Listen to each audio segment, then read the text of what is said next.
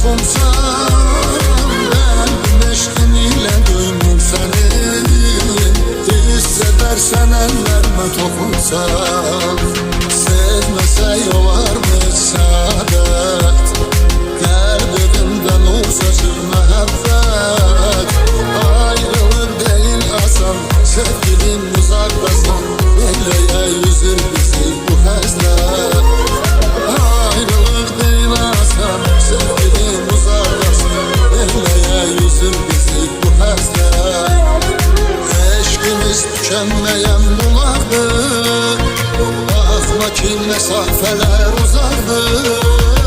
Sən mənə nəfəs qədər yaxınsan, bir cahanda için çıxan ruhumsan.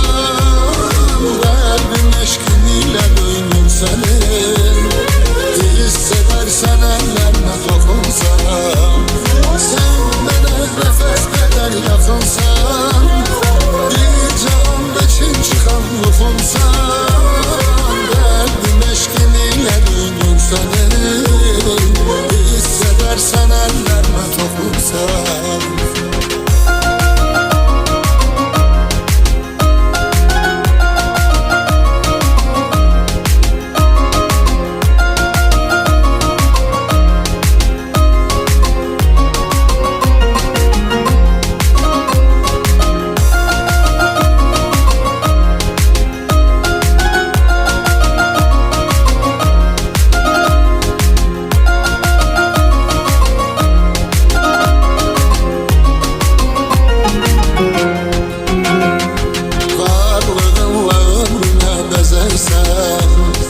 Bir ömür boyum mənə gərəksən. Sən mənim gönül ayım, sevgidən gələn payım. Sən mənim gözümdə bir mələksən. Sən mənim gönül ayım, sevgidən gələn payım. Sən mənim gözümdə bir mələksən. Harda olsam oradadır xəyalım, heç bir an belə düşünmə təksən.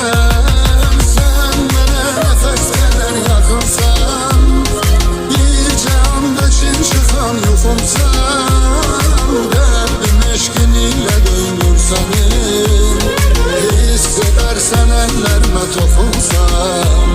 Sən mənə nəfəs qədər yaxınsan, bir cahanda için çıxan yuxumsan. Qəlbim eşqin ilə döynür sənin, hiss edərsən əllərimə toxunsan.